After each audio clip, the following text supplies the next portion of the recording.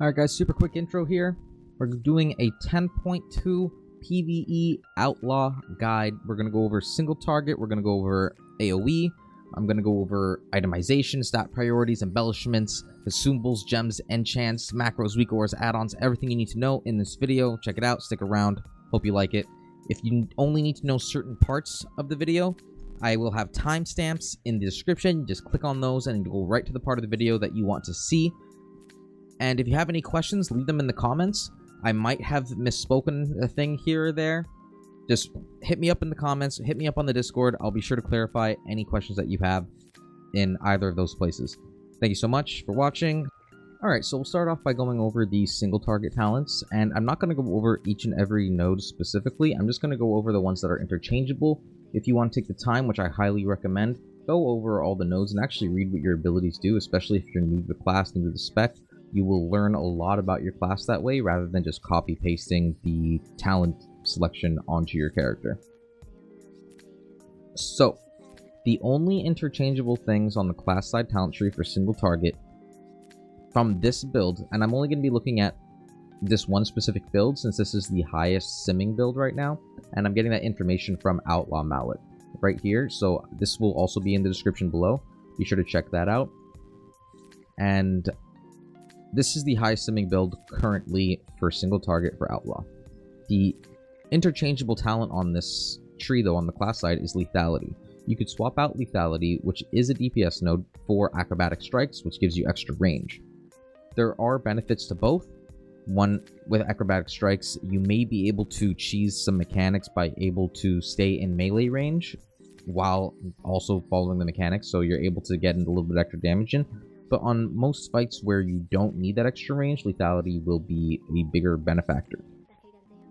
On the spec side of the tree, this is the optimal solution right now, and the main things that you need to understand are how upper hand and upper hand work, which I'll go over in the rotation section of this guide, and ghostly strike, and crack shot. These are the most important kind of things that we play around. And Crackshot synergizes with a couple of these other nodes pretty well. Ace up your sleeves, improve between the eyes, and yeah, that's pretty much it. So this is the single target build that we're going to be running for Outlaw, at least in the beginning, with current balancing. For AoE now, if we go over to this build, this is also subject to change. So this is, right now, the highest simming AoE build, as far as I know. Things might have changed in the last couple days. They're, nerfing and buffing things all the time.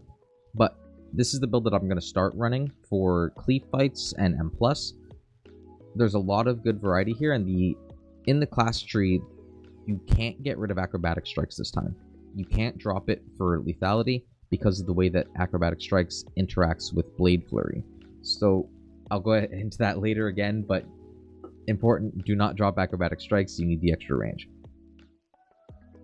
Now on this side of the tree, our spec side, you can swap Ghostly Strike out for Greenskin's Whiskers, and this might be better for M+, not necessarily for Raid, but basically the way that Ghostly Strike works right now is it's off global cooldown and it buffs the damage that you do on the target that you use it on for a set period of time. So if I use Ghostly Strike on target A, and let's say there's five targets in the pack. If I use Ghostly Strike on target A, and then I have to swap targets to target B or C, while Ghostly Strike is still running, like there's still duration left on it, then I'm losing a bunch of damage since I'm not using that as my primary target to cleave off of.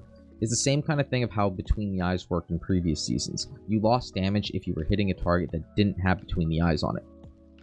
This patch, though, they did make it so Between the Eyes is a buff applied to yourself, so you can target swap. But if you're running Ghostly Strike and you use it, you're going to lose damage if you have to swap targets during that period. So a similarly simming build is to just swap out Ghostly Strike with Greenskin's Whiskers.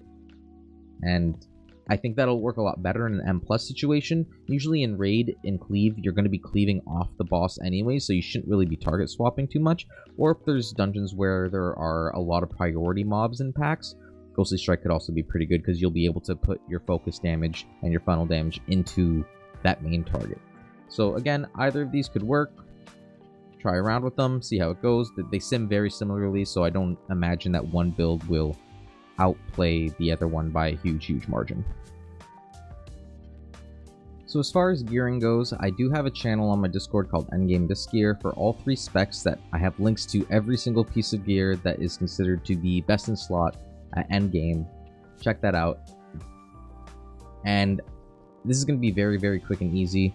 For stat priorities, what we're looking at is still main stat, crit, verse for Outlaw. As more verse scales everything higher, especially with Blade Flurry, so it's very important to get your crit verse as high as possible, and then also item level on top of everything else. So if you get a new chest piece that is 15 item levels higher, even if it's worse secondary stats, you're probably going to want to equip that anyways. Be sure to simulate your gear as well on Simbots, very important. For embellishments for Outlaw, we're going to be looking at the Toxic Thorn Boots, which I will put right here. Toxic Thorn Boots, which is the same one that we were running this season, and then also we want a decay patch. This is our highest combination for our 2 embellishments right now. That being said, there is another very good combination that you can do, which is running Spore Cloak, which I have under here.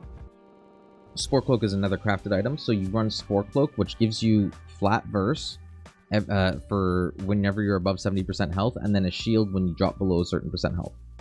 So this is a very good item right now. So if you don't want to run the greedy decay patch plus Toxic Thorn Boots, I would recommend running Spore Cloak and Toxic Thorn Boots as your 2 embellishments, and that sims pretty closely to the boots plus decay patch, and it gives you more survivability, which is often more valuable during prog and during M+, because it'll stop you getting one-shot. So this could be a very good option, even if it is like a 0.5% DPS loss. I'm not sure what the exact numbers there are, but just so you know. If you've been playing Outlaw for this entire expansion, or at least dabbled with it somewhat, not a lot has changed in terms of consumables, gems, and enchants. So if you want all the lists for that, again, in my Discord I have an FAQ channel, go and check that out, and I list out every single piece that you want, every single gem, and everything else. So I'm just going to go over that quickly. Weapons, we want Selfic Devotion, Cloak, Graceful Avoidance, Waking Stats on chest, Avoidance on bracers, Pierce Armor Kit on legs, Watcher's Loam on feet.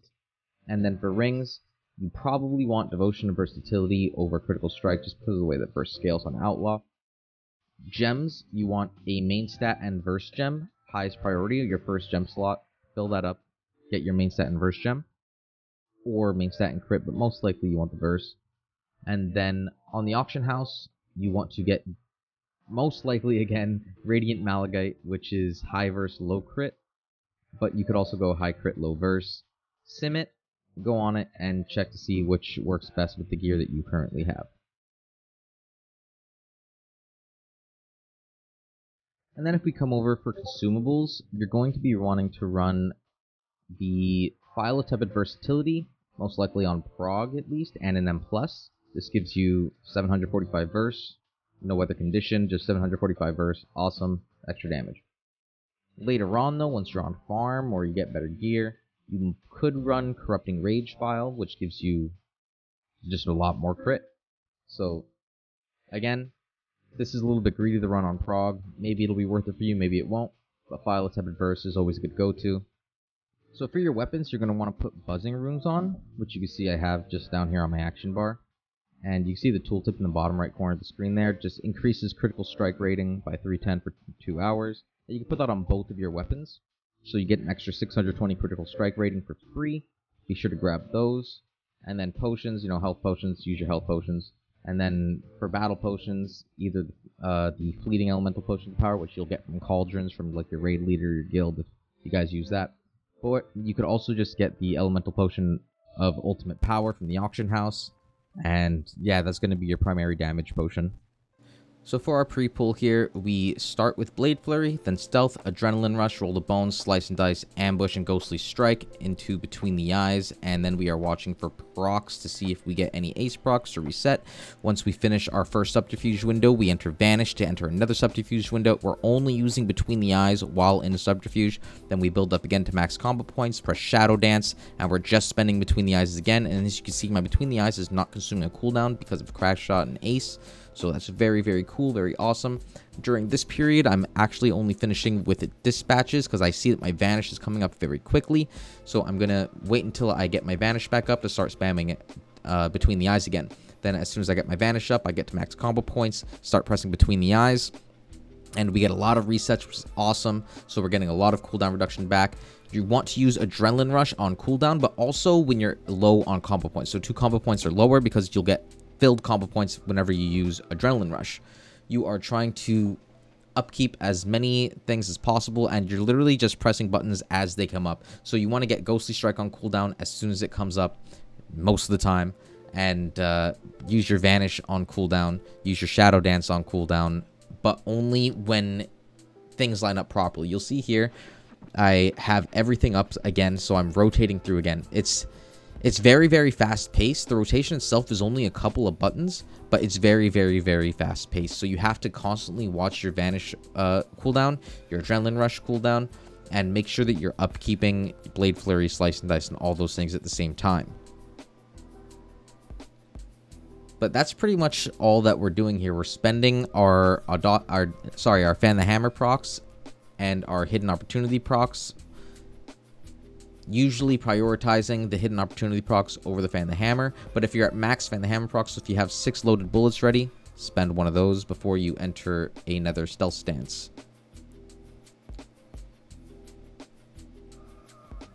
And that's it. If you're able to maintain, you can see I have 1 second left on Blade Flurry here. I saw that my Adrenaline Rush was coming back, and when you have Adrenaline Rush running, Blade Flurry doesn't go down because of our upper hand with upper hand talent. So yeah, it's a bit of a juggle. Right here, you see I'm coming up to a decision point where I'm going to have my Shadow Dance available first before my Vanish, but because my Vanish is so close, I know I get more value out of sending that Vanish first, so I sit on an extra round of building and spending there to be able to use my Vanish before Shadow Dance.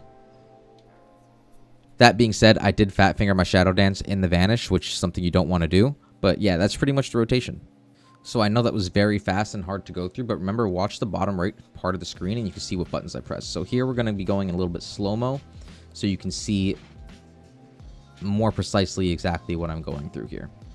We are just trying to get as many Between the Eyes cast as possible, which is only possible during our stealth windows, which is our Subterfuge, our Vanish, and our Shadow Dance.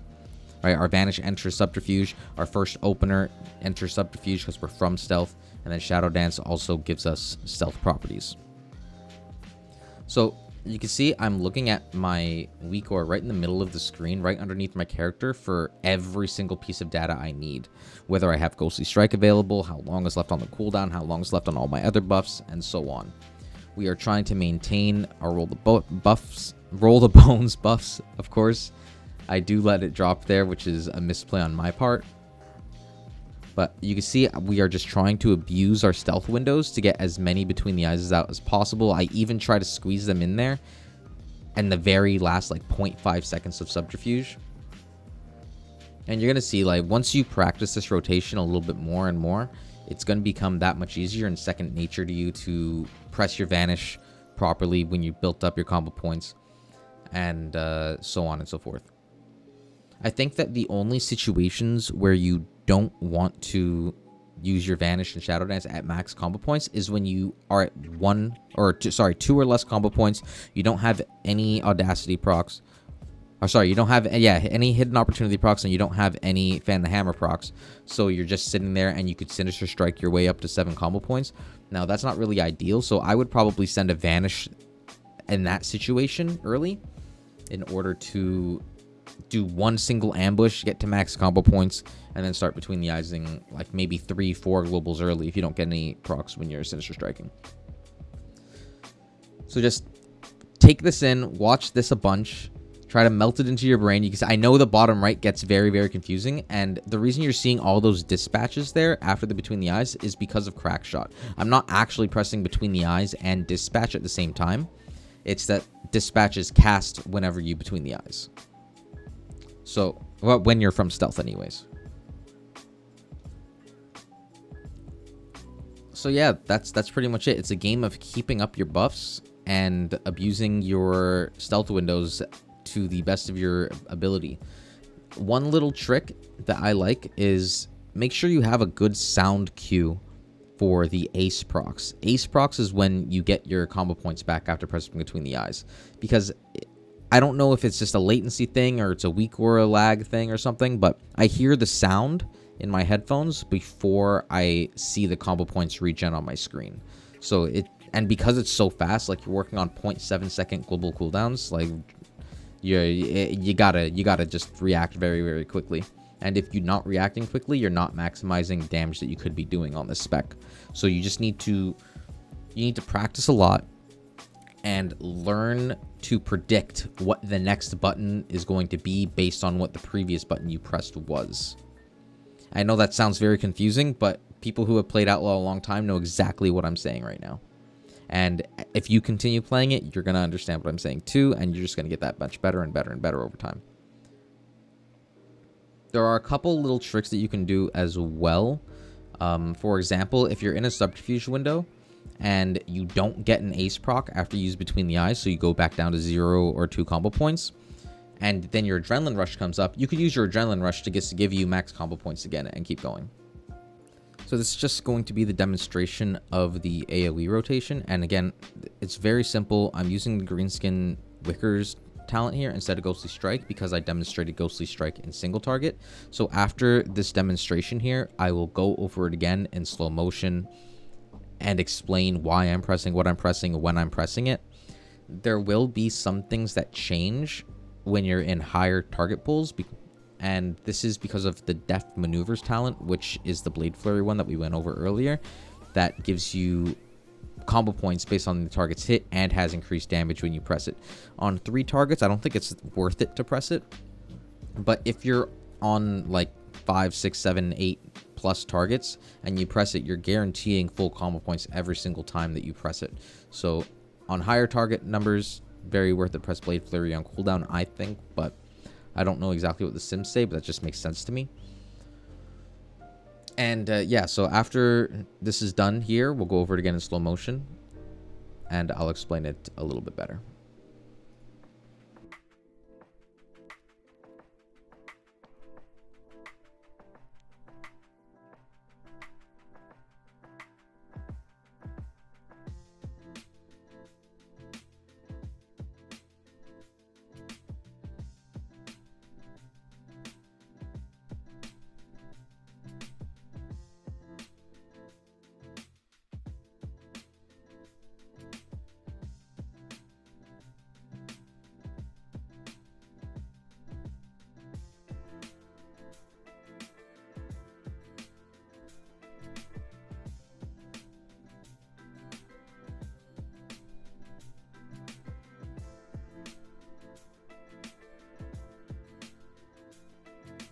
Alright, so again in slow motion, it's the same pre-pull. Blade Flurry, Stealth, Adrenaline Rush, Roll the Bones, Slice and Dice. Walk up, ambush, we're between the eyesing at 6 or 7 combo points. And we're trying to get as many in as we can during our subterfuge window. And then as soon as it's done, we activate Vanish to get more between the eyes, and we get a couple good procs. And that's all we're trying to do here. We're just trying to maximize the amount of procs we get, and it's all RNG based, but you know, the more opportunities that you get for it, the better. Then we build up to max again, enter Shadow Dance, and start between the eyesing again. I noticed that I saved my between the eyes there because I noticed my Vanish is coming up very, very soon. So I want to make sure that I have between the eyes available for as soon as that Vanish comes up. Right here, I should have rolled the bones before going into this Vanish set, but luckily I get some Count the Odds procs instead that saves me a little bit. If you look at my Adrenaline Rush on my Affinar Weakauras, you can see that the cooldown is already available because it's not counting down anymore. So I'm in Adrenaline Rush and I have an Adrenaline Rush already again ready to go. So the cooldown's ready for me whenever. I'm at low combo points. I press it. Boom, we go. I have my Vanish coming up soon, so I'm sitting on between the eyes. And as soon as I get to max combo points, I'm going to enter Vanish to get my Subterfuge going and start spamming between the eyes again. Again, we're trying to get as many in during our Subterfuge window as possible. So if you're at 5 combo points and you have less than half a second on your Subterfuge, don't waste an ambush to get to max and then spend. I would just spend the extra between the eyes because you might get a reset and get free combo points back from it anyways.